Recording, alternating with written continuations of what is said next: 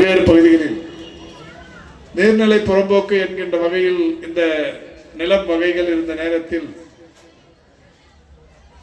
உயர்நீதிமன்றத்தில் இருந்த வழக்குகளும் பொதுநல வழக்குகள் மற்றும் சமூக ஆர்வலர்களின் பெரிய அளவிலான அழுத்தத்தின் காரணமாய் இந்த பகுதியெல்லாம் காலி செய்ய வேண்டும் என்கின்ற வகையில் பல்வேறு நெருக்கடிகள் ஏற்பட்டது. அப்போது திரு சண்முகம் அவர்கள் என்னை சந்தித்து எங்கள் வட்டத்தில் ஒரு இடம் கூட காலி செய்யப்பட விடக்கூடாது, ஒரு வீடு கூட அங்கிருந்து அப்புறப்படுத்தப்பட விடக்கூடாது, ஒரு ஏழை எளியவர்கள் கூட பாதிக்கப்பட விடக்கூடாது, எனவே அதற்கு தீர்வு காண வேண்டும் என்று பெரிய அளவில் அழுத்தம் தந்து மரியாதைக்குரிய திரு காரம்பாக்கம் கணபதி சொன்னதை போல அன்றைக்கு உயர் அலுவலர்கள் பலரை தொடர்பு கொண்டு நடவடிக்கைக்கு முற்றுப்புள்ளி வைக்கப்பட்டது. அதனால் பெரிய அளவில் நிம்மதியும் பெருமூச்சும் அடைந்தவர் பெருமதிப்பிற்குரிய அண்ணன் காரம்பாக்கம் கணபதி அவர்கள். இந்த வட்டத்தின் தேவைகள் எதுவாக இருந்தாலும் அவர் மாநகராட்சி மன்ற உறுப்பினராக பொறுப்பேற்று ஓரிரு ஆண்டுகள் மட்டுமே நம்மிடையே இருந்தார். அவர் இந்த வட்டத்தின் தேவைகளுக்காக எந்த அளவுக்கு ஆளாய் பிறந்தார் என்பதை நான் நன்றாக அறிவேன். ஏதோ தன்னுடைய குடும்பத்திற்கு ஏதோ நல்லதை செய்வதை போல அவர் இந்த வட்டத்தின் தேவைகளை எல்லாம் தொடர்ச்சியாக கேட்டு பெற்று நிறைவேற்றுவதில் முன்னணியில் இருந்தார். அண்ணன் ஆலப்பாக்கம் சண்முகம் அவர்கள் எந்த அளவுக்கு முத்தமிழறிஞர் கலைஞர் அவர்கள் மேல் பாசம் வைத்திருந்தார் என்பதற்கு அவருடைய இறப்பு ஒரு பெரிய அளவில் நமக்கு உணர்த்தும். முத்தமிழறிஞர் கலைஞர் அவருடைய நினைவு நாள் பேரணியில் பல்லாயிரக்கணக்கானோர் பங்கேற்று முத்தமிழறிஞருடைய நினைவுகளை மனதில் சுமந்தவாறு நடந்து கொண்டிருந்த நேரத்தில் அந்த நினைவுகளே அவரை பெரிய அளவிலான அழுத்தத்திற்குள்ளாக்கி அவருடைய இன்னுயிரை நம்மிடையே இருந்து பிரித்தது.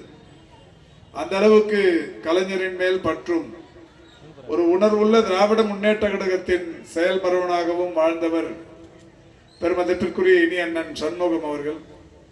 எனவே அவர் பகுதியில் இந்த என் வாக்குச்சாவடி வெற்றி வாக்குச்சாவடி நிகழ்ச்சியில் கலந்து கொள்வது மகிழ்ச்சி அளிக்கக்கூடிய ஒன்றல்ல என்றாலும் இந்த நிகழ்ச்சியில் பெரிய அளவிலான ஒரு மன அழுத்தத்தோடு தான் நானாக இருந்தாலும் சட்டமன்ற உறுப்பினர் திரு கணபதி அவர்களாக இருந்தாலும் பெருமதிப்பிற்குரிய மண்டல குழுவின் தலைவர் திரு ராஜன் அவர்களாக இருந்தாலும் அனைவருமே கலந்து கொண்டிருக்கிறோம்.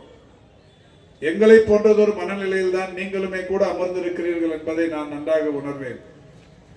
இங்கே வருகை தந்திருக்கின்ற தாய்மார்கள் இவ்வளவு பேர், ஏறத்தாழ 1000க்கும் மேற்பட்டவர்கள் இந்த வாக்குச்சாவடி வெற்றி வாக்குச்சாவடி நிகழ்ச்சியில் கலந்து கொண்டிருக்கிறீர்கள். கடந்த ஒரு வார காலமாக நான் வேளச்சேரியிலும் சைதாப்பேட்டையிலும் சோழிங்கநல்லூரிலும் விருகம்பாக்கத்திலும் இது போன்ற கூட்டங்களில் கலந்து கொண்டு வருகிறேன். இதுவரை நான் கலந்து கொண்ட கூட்டங்களிலேயே ஒரு மிக சிறப்பான கூட்டம் என்றால் 146வது வட்டத்தில் நடைபெற்றுக் கொண்டிருக்கின்ற இந்த வட்டத்தில் நடைபெற்றுக் கொண்டிருக்கின்ற கூட்டம் தான். ஏதோ ரூபன் அடைத்தார், நொளம்பூர் ராஜன் அடைத்தார், காரம்பாக்கம் கணபதி வருகிறாராம் என்றெல்லாம் நீங்கள் வந்ததாக எனக்கு தெரியவில்லை. அழைத்தார்கள், வருகிறோம் என்பது ஒரு விஷயம் என்றாலும் இந்த இயக்கத்தை பொறுத்தவரை சுப்பிரமணிக்கோ கணபதிக்கோ ராஜனுக்கோ பாண்டி செல்வத்திற்கோ வீரமணிக்கோ ரூபனுக்கோ மட்டும் சொந்தமில்லை. இந்த இயக்கம் எங்களுக்குமானது, இது எங்கள் இயக்கம், நமது இயக்கம் என்கின்ற உணர்வோடு தான் இந்த வட்டத்தை சேர்ந்த தாய்மார்களாகிய நீங்கள் பங்கேற்றிருக்கிறீர்கள். அதேபோல் இந்த இயக்கத்தை வழிநடத்தி கொண்டிருக்கின்ற தலைவர் முத்துவேல் கருணாநிதி ஸ்டாலின் சுப்பிரமணிக்கும் கணபதிக்கும் ராஜனுக்கும் பாண்டி செல்வத்துக்கும் ரூபனுக்கும் மட்டும் தலைவர் அல்ல, எங்கள் அனைவருக்குமான தலைவர் தளபதி மு.க. ஸ்டாலின் என்கின்ற மகிழ்ச்சியோடு நீங்கள் இந்த கொட்டும் பணியிலும் அமர்ந்து இந்த நிகழ்ச்சியை வெற்றிகரமாக நடத்தி கொண்டிருக்கிறீர்கள்.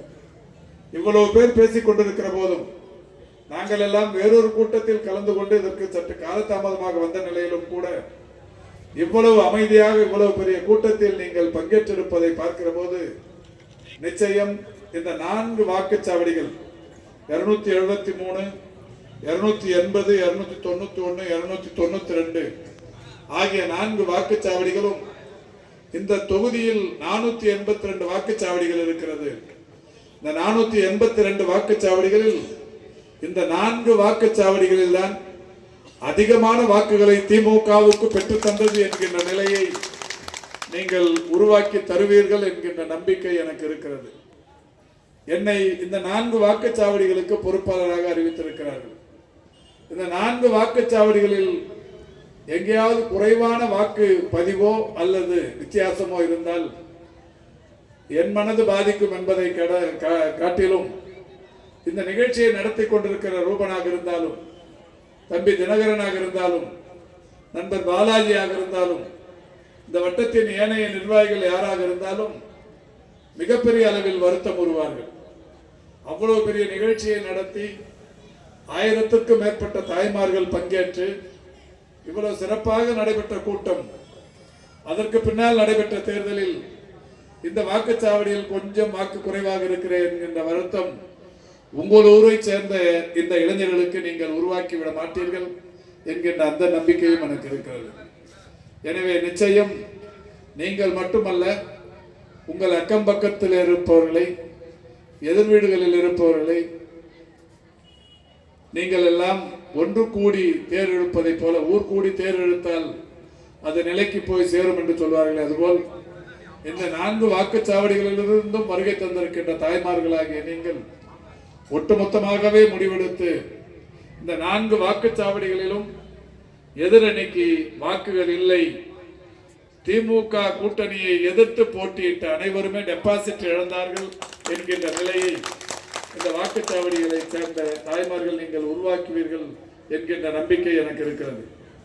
உரையாற்றிய சட்டமன்ற உறுப்பினர் திரு காரம்பாக்கம் கணபதி அவர்கள் இந்த தொகுதியின் தேவைகளுக்காக எந்த அளவுக்கு உழைத்துக் கொண்டிருக்கிறார் என்பதை நான் நேரடியாக பார்த்து கொண்டிருப்பவன். சட்டமன்றத்தில் அவருடன் நானும், என்னுடன் அவரும் பணியாற்றுகிற வாய்ப்பை கடந்த 5 ஆண்டுகளாக பெற்றிருக்கிறோம். ஒவ்வொரு முறையும் திரு கணபதி அவர்கள் சட்டமன்றத்தில் பேசும்போது இந்த மதுரவாயலின் வளர்ச்சி குறித்து அவர் ஆற்றிய உரையெல்லாம் இன்னமும் பசுமரத்தாணி போல் என் நெஞ்சில் நிழலாடி கொண்டிருக்கின்றது. அந்த அளவுக்கு ஆணித்தரமாக மிக சிறப்பாக உரையாற்றி ஒவ்வொரு காரியத்தையும் மிக நேர்த்தியாக சாதித்து வருகிறார். இதே மதுரவாயலில் ஒரு 2-3 மாதங்களுக்கு முன்னால் மாண்புமிகு தமிழ்நாட்டின் துணை முதலமைச்சர் அவர்கள் நேரடியாக வந்து 36 கோடியில் கட்டப்பட்ட கூவமாற்றின் குறுக்கே கட்டப்பட்ட பாலத்தை திறந்து வைத்துவிட்டு சென்றார். அதே போல்தான் அதே கூவமாற்றின் குறுக்கே இன்னும் ஒரு போலீஸ் ஸ்டேஷன் அருகில் ஒரு 46 கோடி மதிப்பீட்டில் இன்னும் ஒரு பாலம் கட்டும் பணி நடைபெற்றுக் கொண்டிருக்கிறது. இந்த ஆட்சி காலத்தில் மட்டும்தான் இதே எந்த பக்கமும் குடியிருப்புகள் இருக்கத்தான் செய்கிறது. இந்த கூவத்தை கடந்து அந்த பக்கமும் இந்த பக்கமும் போவது என்பது மிகப்பெரிய அளவிலான சிரமத்திற்குள்ளாகிதான் மக்கள் கடந்து கொண்டிருந்தார்கள். அங்கே பாலம் கட்ட வேண்டும் என்கின்ற அக்கறை முத்துவேல் கருணாநிதி ஸ்டாலின் அரசுக்கு இருந்த காரணத்தினால் மட்டுமே இப்பொழுது அந்த 36 கோடியில் பாலம் கட்டப்பட்டு திறந்து வைக்கப்பட்டிருக்கிறது. 47 கோடியில் பாலம் கட்டும் பணி நடைபெற்றுக் கொண்டிருக்கிறது. நான் ஏற்கனவே நடைபெற்ற கூட்டத்திலும் கூட சொன்னேன், இந்த மதுரவாயிலில் இருந்து துறைமுகத்திற்கு ஒரு ஈரடுக்கு மேம்பாலம் கட்டும் பணி நடைபெற்றுக் கொண்டிருக்கிறது. வருகை தந்திருக்கின்ற தாய்மார்கள் விவரமானவர்கள், நீங்கள் நன்றாக அறிவீர்கள். 2007ஆம் ஆண்டு முத்தமிழறிஞர் கலைஞர் அவர்கள் முதலமைச்சராக இருந்தபோது அன்றைய பாரத பிரதமர் மரியாதைக்குரிய மன்மோகன் சிங் அவர்களையும் அன்னை சோனியா காந்தி அவர்களையும் அழைத்து வந்து துறைமுகத்தில் ஒரு